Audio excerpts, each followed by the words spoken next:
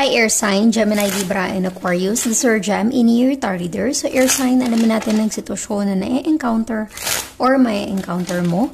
Just a reminder, this is a general reading. So this may or may not resonate with you. So don't take it personally. This is just a guide. This is also a timeless reading. So kung mapanood mo ito sa ibang panahon at ibang pagkakataon, possible na nakatadhanang mapanood mo ang reading na ito. Maaaring yung mga advice and messages na mapupull out natin ay makatulong sa iyong sitwasyon. Also, please like, share, comment, and subscribe for more videos. Air sign, Gemini, Libra, and Aquarius, salamat sa pagsuporta at pagsubaybay sa ating channel. Na-appreciate ko lahat ng comments and messages nyo sa ating videos. Air sign, Gemini, Libra, and Aquarius, give me your energy. Air sign. You have the star. This is a strong Aquarius energy. You have the Nine of Cups, a water sign. And Five of Wands, a fire sign. Air sign, Gemini, Libra, and Aquarius. Possible na ikaw ay connected sa kapwa mo air sign, Aquarius energy, a water sign, Cancer, Scorpion, Pisces, and a fire sign, Aries, Leo, and Sagittarius. I'm really getting here an energy of fulfillment, enlightenment in your life. Kumbaga, masaya ka, kontento ka sa sitwasyon mo, sa buhay mo ngayon. Hindi ka nagpapaka-stress. Yung tipong may problema mang dumating sa buhay mo, hindi mo iniinda. You just want to focus sa mga bagay na mahalaga para sa iyo, sa mga bagay na hindi nakaka-stress. Kung nagkakaroon ka ng problema sa buhay, hindi mo yun masyadong dinidibdib or iniisip. But you have the Five of Wands. I'm getting here, this is an external energy. Maaari may mga taong nagkakaroon ng conflict sa sitwasyon mo ngayon. Let us see. Let us clarify that energy. Air sign, Gemini, Libra, and Aquarius. Give me the Nine of Cups for air sign. Give me the Nine of Cups.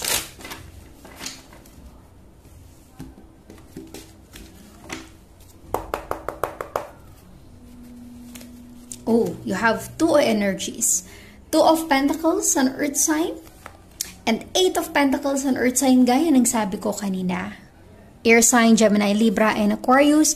Busy ka. Marami kang pinagkakaabalahan para istresin ang sarili mo sa mga problemang dumadaan sa buhay mo. Kumbaga, iba yung focus mo ngayon eh. Ang focus mo, makapag-ipon, di ba? Mag-increase ang iyong savings. Yung tipong work ka ng work, madiskarte ka sa buhay, masipag ka with the Eight of Pentacles. Kaya naman you have the Nine of Cups. Nakakamit mo yung mga nais mo, nagagawa mo yung mga gusto mo, nabibili mo yung mga bagay na hindi mo iniinda kung gaano man kamahal yung presyo na yun. Kasi deserve mo eh. Kasi may panggastos ka, may pangbayad ka. Kasi pinaghirapan mo yun. Nagtrabaho ka, nag-effort ka. Kaya para sa'yo, air sign, Gemini, Libra, and Aquarius, kung ano man yung mga nare-receive mo na blessing ngayon, deserve mo kung ano man yung mga gusto mong bilhin, kung ano man yung mga bagay na nais mo sa buhay. Kasi meron kang panggastos. You have the Nine of Cups, fulfillment. Masaya ka ngayon. Kontento ka sa kung anong meron ka.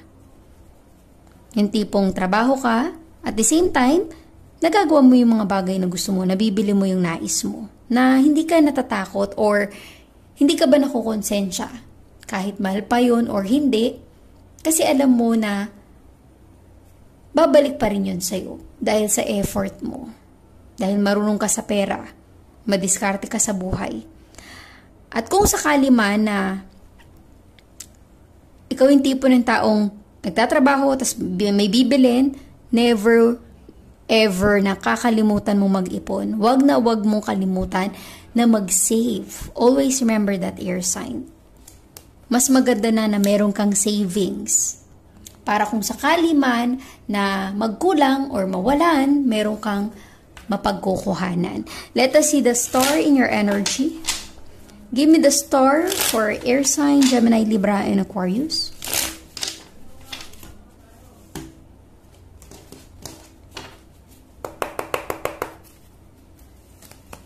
Two of Cups, a water sign. Maaaring ikaw ay involved with a water sign, Cancer, Scorpio, and Pisces, but it feels like there's a commitment na maaaring paparating sa buhay mo. With the star energy, possible na this is your wish fulfillment. Ninanais mo rin to. Hindi mo nga lang sinasabi verbally na gusto ko ng someone, gusto ko ng partner, pero dinidesire mo to. Air sign. Kumbaga, nasa isipan mo. Wish fulfillment mo to na to be with someone. And I'm really getting here na may mga pinagdaanan ka ng past relationship na hindi nag-workout. Kaya nga you have the star energy. This is also a sign of healing and recovery. And with the Two of Cups, it feels like you have a potential connection. There's a potential energy that is coming into your life. Let us see the Five of Wands, your energy. Air sign, Gemini, Libra, and Aquarius. Give me the Five of Wands in your energy.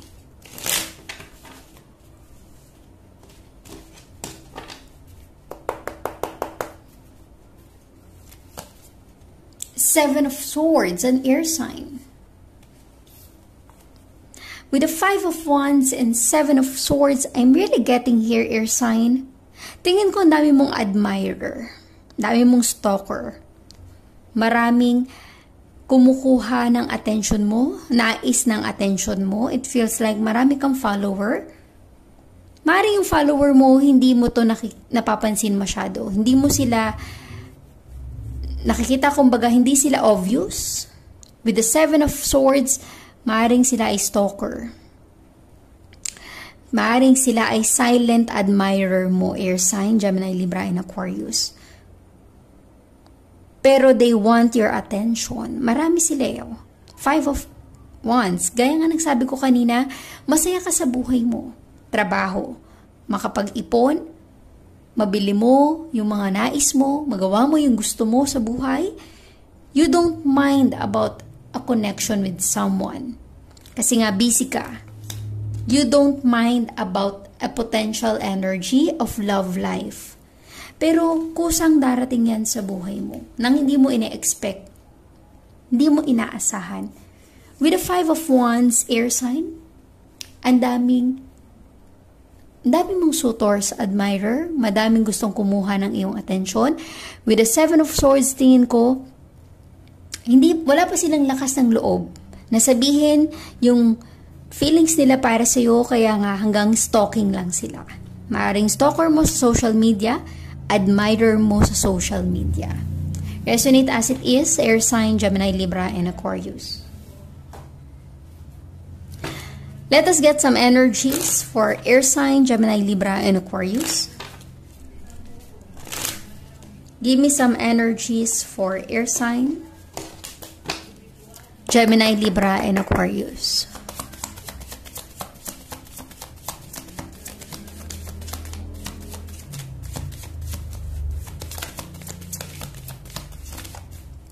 Okay.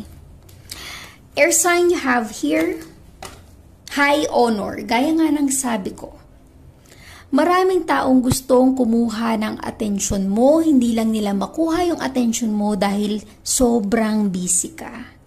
Diba? Parang magkakaroon ka pa ba ng time na mabibigyan sila ng panahon or oras or mapansin mo man lang sila, something like that. High honor. They want your attention. Pero busy ka. Busy ka sa buhay mo. Marami kang pinagkakaabalahan. Kaya naman siguro yung iba dyan nagpapahaging lang. Nagbibigay lang ng sign. Di ba? Pa-like lang ng post mo. Something like that. But they really want your attention. You have a concern in your energy. Toil and labor. Busy ka sa trabaho. Yun ang focus mo. Yun yung priority mo. And you have marriage. It feels like yung Two of Cups na lumabas kanina sa energy mo, a potential connection with someone. Sa dami-dami mo ng admirer, sa dami-daming gustong kumuha ng atensyon mo, tingin ko, there is someone na mangingibabaw sa kanila. At nararamdaman ko, air sign, mafe-feel mo yun. Na there is someone na talagang masasabi mo na may potential para sa iyo. Let us get some clarification for air sign, Gemini, Libra, and Aquarius.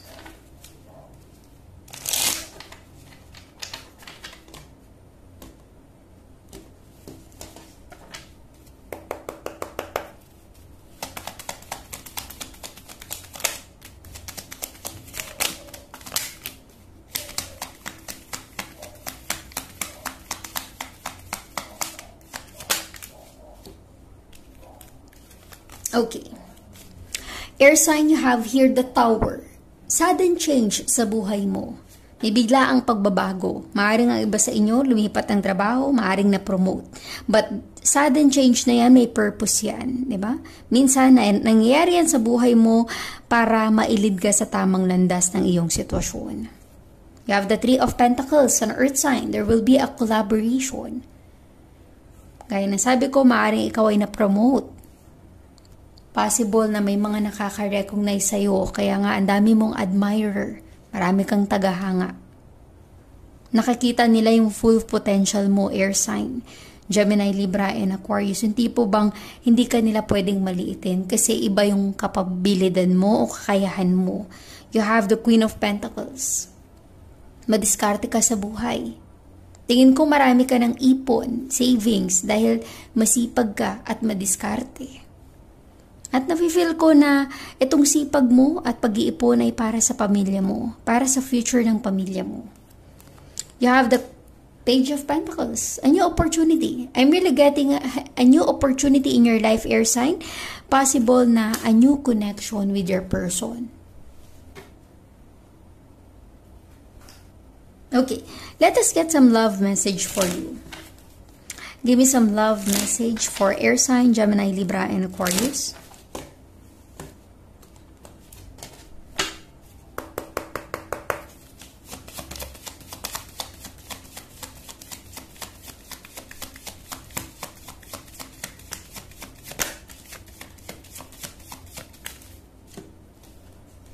Okay. Air sign, you have here mirror, diba? Mirroring each other, self-image, relationships reflect our wounds, introspection. Maaaring kaya naman wala kang time para sa love life kasi may mga na-experience or na-encounter ka ng relationship na hindi nag-work out, hindi naging maganda yung outcome or yung kinahantungan ng relasyon. That's why I like you. Someone likes you, romance is blooming, fun, flirting, want to date. Kaya nasabi ko, you have so many admirers in your life right now. But isa sa kanila, yung mag-stand out para sa'yo. You have both. Receiving what you need, di ba? Progression, arriving, moving on, closure issues. Receiving what you need, wish fulfillment. Yung matagal mo nang dinidesire, pero hindi mo yun sinasabi sa iba. Addiction, codependent, obsession, possession, controlling, has a black, restraint. You have addiction energy in your situation. Possible na this addiction is yung past relationship mo na hindi mo ba makalimutan yung pain or sadness na dinanas mo sa iyong past relationship. Kaya nga takot ka nang magmahal muli. Tingin ko, kaya wala kang time for love, kaya nakafocus ka sa iyong trabaho, sa iyong career, kasi ayaw mo nang masaktan. Kumbaga, takot ka nang masaktan. Kung ano man yung pinagdaanan mo, relationship noon. Let us get some love message for you, air sign, Gemini, Libra, and Aquarius.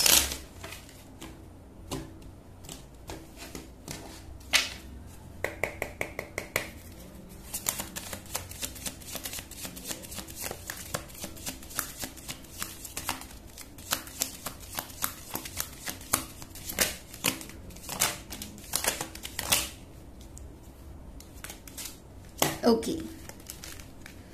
Air sign, you have here I am so attracted to you. Diba? Gaya ng sabi ko sa'yo, you have an admirer. Maaaring marami sila. Admirers. They want your attention because they are attracted to you.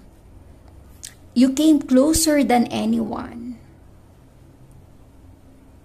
I'm really getting here an intense energy. It feels like there's an intense connection na paparating sa buhay mo. I want you, diba? I want you. I like you. I'm so attracted to you. Ano pa bang hahanapin mo? There is someone really likes you.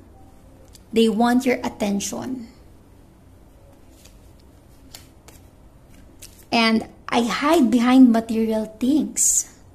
This person is just hiding from you.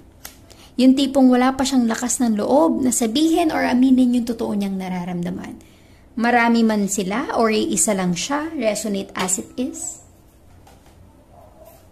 But you have an admirer. Let us get some message. Angel guide, give me some message for air sign, Gemini, Libra, and Aquarius.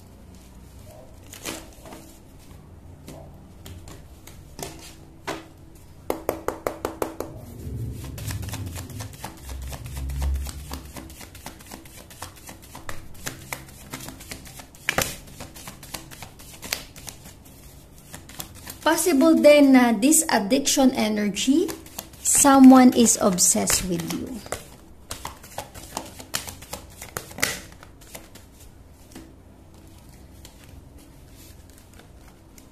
Okay. Air sign you have here. Let go. Kung ano yung kailangan mo nang i-let go. Unlikely, not sure, hindi ka sigurado, listen to your intuition, listen to your gut feeling. Just to wait. You have romance in your energy. I'm really getting na ang iba sa inyo will have a romantic energy this year. Be ready. In the near future, very soon, sa perfect timing na nakalaan para sa iyo, you have to compromise. Tingin ko, ang iba sa inyo nagkaroon ng past relationship na hindi nag-work out. Possible na walang compromise sa relasyon na yon, kaya naputol or nag-stop agad or nagkahiwalay agad. So you have to let go that negative energy in your past relationship for you to embrace this new beginning in your life. You have a new romantic energy that is coming into your life in the near future very soon. Be ready for that. So thank you, air sign, Gemini, Libra, and Aquarius. Please like, share, comment, and subscribe for more videos. Thank you, air sign.